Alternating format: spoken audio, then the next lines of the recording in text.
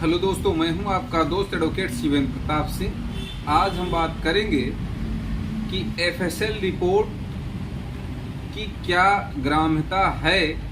कहने का मतलब कोई भी 302 का मामला हो, 376 का मामला हो या फिर एनडीपीएस एक्ट का मामला हो, ऐसे ही हीनियस क्राइम में एफएसएल रिपोर्ट की डिमांड ज़्यादा है या एफएसएल रिपोर्ट की ज़रूरत पड़ती है। अब सवाल दो हैं कि एफएसएल रिपोर्ट कितने दिन में आती है। कई हमारे सब्सक्राइबर दोस्तों ने ये सवाल पूछा और ये निवेदन भी किया कि एफएसएल रिपोर्ट के बारे में हम एक वीडियो बनाएं।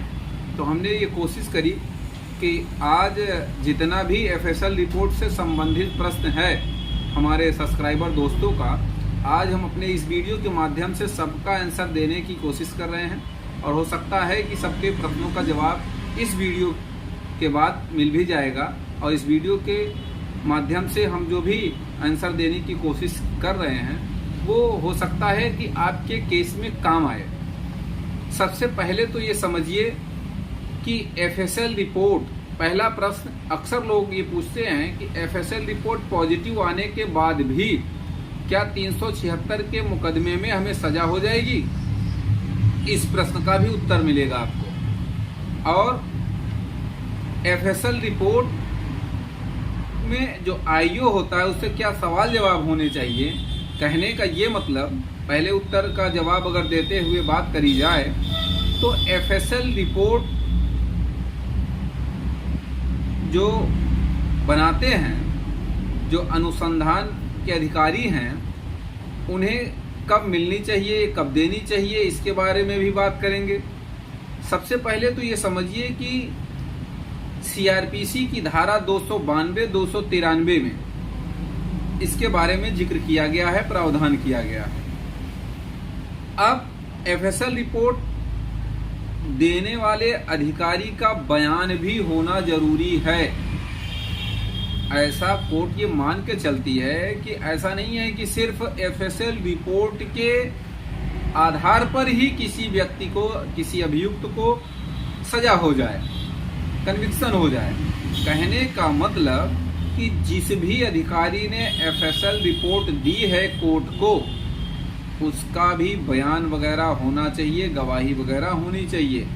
एफएसएल कहने का मतलब अनुसंधान अधिकारी को ये प्रयास करना चाहिए कि न्यायालय तक समय पर रिपोर्ट भेजे ताकि उचित न्याय मिल सके। होता ये है कि अक्सर आपने देखा होगा कि एफएसएल रिपोर्ट में काफ़ी डिले होता है।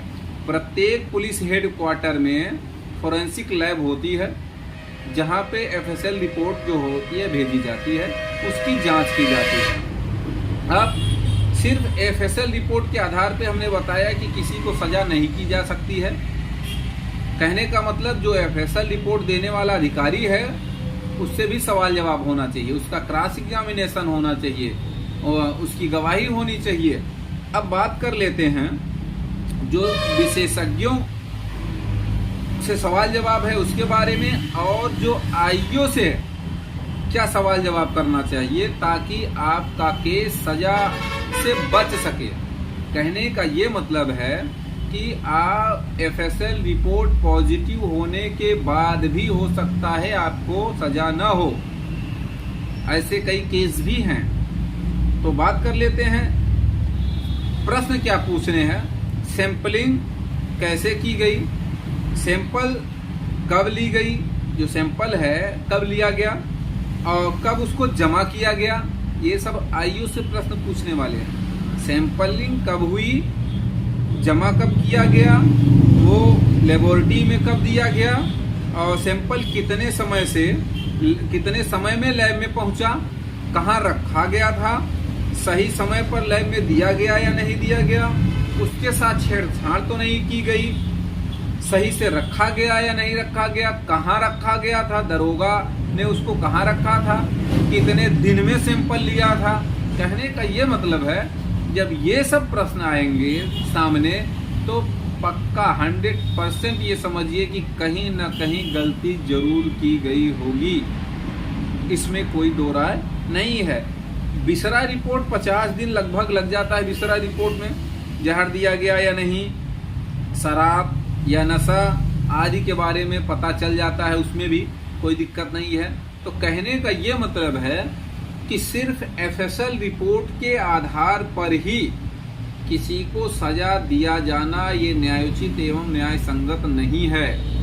एफएसएल रिपोर्ट के बाद भी जो विशेषज्ञों की राय है या जो विशेषज्ञ हैं उनकी गवाही होनी चाहिए, उनसे क्रॉस एग्जामिनेशन होना चाहिए, उसके बाद ही सजा किसी को होनी चाहिए।